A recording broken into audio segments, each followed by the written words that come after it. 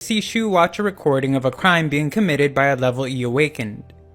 He wonders what could be causing him to receive points from Master Li, as he has gotten many all day. Outside, he sees Chao as he can hear classmates gossip about how powerful she is becoming. On his way home, he sees that Le Xiao is frustrating Master Li immensely as she is being a difficult student. He realizes that his and Le Xiao's star systems must be connected, and that any resentment she creates will earn him points. Her personality is perfect for antagonizing others, so he urges her to continue being herself. Master Li then requires that Shu wear weights to improve training, and Shu says that his special Yuan class that is taught by Mr. Fei already increases strength. Master Li explains that the man who created the course, named Yujin, is a member of the Heavenly Network, and understands training like no other, but extra lessons in body movement will help Shu achieve his goals. Shu then easily handles the weights and requests the next lesson. Master Li demonstrates his abilities and tells Shu to swing a sword 1,000 times, making sure to feel the changes in his body as he does. He knows that his muscles currently have no memory, only talent, and once his swordsmanship becomes instinctual, he will be able to achieve another level. Afterwards, Master Li would like to know what Shu thinks makes someone strong, and he explains that those who are strong enough to ignore the rules can be considered strong, but Master Li explains that experience is what is needed to get there. He then asks if Shu is willing to take on greater responsibility when he comes to possess great power in the future, but Shu says no, explaining that his only responsibilities are to survive and take good care of Le Xiao.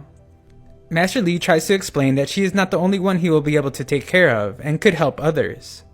However, Shu still says he won't, since it has been very hard for him to even just survive in this world, and he doesn't have any lofty ideals.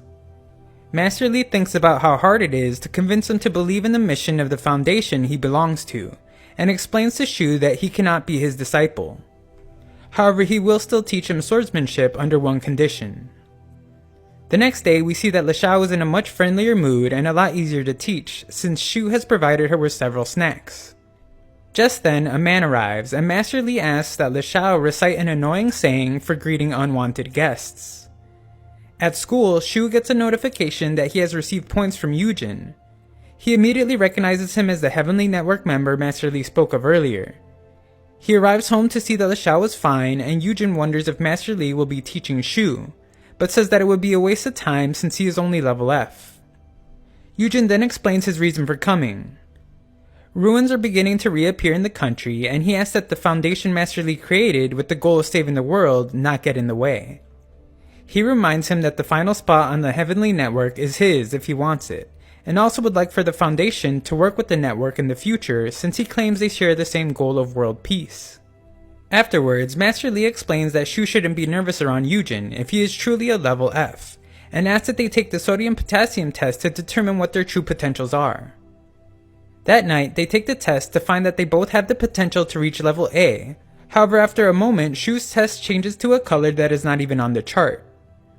As Shu buries the results, he lies to Master Li, since he believes that it would be safer for them to hide their true potential, especially considering how many powerful people Master Li attracts.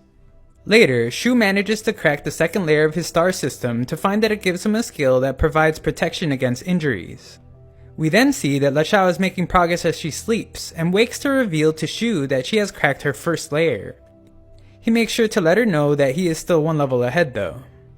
She explains that a black hole appeared in her star system, and she began to feel the energy of dead beings near her. After picking one, it was sucked into the black hole. Now she can call upon it and have it do whatever she wants. They find some more dead ants to test if she can control multiple at the same time, but she cannot. After trying it on a bird, she explains that it has no time limit and barely takes any energy, but it depends on the quality of the spirit she controls. Le Xiao would like to try it on something stronger and requests that they go to a cemetery, but Xiao doesn't like that idea. Instead, he brings her to a slaughterhouse to find a pig, explaining that if she doesn't like that, he knows of a donkey nearby. That night, Shu asks that she get her piggy out. Once she does, he runs some tests to understand the spirit a bit more, only to see that he has upset Le Xiao very much. To make amends, Shu makes her her favorite meal. When she asks why he is smiling, he explains that he is just happy that he can provide her with such good food every day now. He then thinks about how great it would be if he could buy the house they are renting when he senses something happening nearby. He attempts to leave her behind, but she explains that she sensed it too and will be going with. He arrives to find Mr. Fei and some other black coats have come in contact with a level D awakened. The level D robber and his goons prove to be very formidable opponents, causing lots of problems for the black coats. Even when it seems that Mr. Fei has gotten the upper hand, the robber causes a massive explosion that gives them the opportunity to escape. Shu explains that it is too dangerous and tells the Shao to leave, so she begrudgingly does. Shu is surprised to see how well prepared the network is when he sees how much backup has arrived. We then see as the goons would like to surrender since they value their lives more than the money, but their leader points out that they murdered 2 black coats on the bridge and promises to get them out of there. He does manage to get them all out of the building, however he gets chased down by one of the black coats and gets pierced by his weapon. In that tense moment, everyone spots Shu's figure but are unable to tell who he is. He tries to explain that he was simply on a walk, but the black coats chase him anyway. Shu's growth from his training is on full display as he manages to avoid attacks while taking command of the fight. The robber is also doing very well, giving a good example of just how strong a level D can be. Mr. Fei's attempts at affecting the 2 battles in any way go unrewarded, as he only manages to add to some cool explosions, ultimately being knocked unconscious. After Shu sees that everyone is unconscious, he encounters the robber. Shu uses his immense strength to overpower a punch from him and his dagger to finish the robber off. Shu returns home and is inspected for any harm, and tells the Shao that they should go out in an attempt to find some good spirits. She is a bit skeptical since that is exactly what he said earlier when she just ended up with a pig. He thinks they should trust each other more and asks if he has ever tricked her, to which she replies yes. As they leave, Master Li asks where they are going, and they lie, saying they are going out to eat dinner. After the Shao scouts the area, Shu brings her to where the battle ended. She reveals that she can sense 3 lingering spirits, and he tells her to have the black hole taken the tall guy. However, after trying to bring the spirit out, she reveals that she doesn't have enough power, but should after about a day. She says they can't go home yet since he promised to take her out to eat, but he thought that was just a lie for Master Li.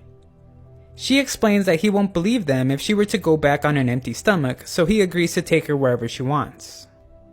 He explains that she doesn't need to eat so fast since they are financially well off now and he can take her to eat more often. Shu then says that things could get dangerous, so it would be best to hide her abilities for now. She knows and says to stop talking since the food is getting cold. He starts to believe that life with him must be difficult and she may have a better life at the orphanage. She asks if he plans on leaving her alone at the orphanage again, and exclaims that she doesn't care about food or clothes, all she cares about is that he is her family. Shu then remembers when he had left her before and how difficult his life became. She eventually managed to find him and the 2 would go on to work really hard on creating a better life for themselves. Le Shao would even take on all the responsibilities whenever Shu was sick. He then tells her how he would like to buy a home for them and to not cry anymore as he promises that they will always be family. Elsewhere, members of the network discuss the incident with the robber and how a mysterious awakened appeared that seemed to have the potential of a level C. They wonder who it could be and what the shadow that covered his body was.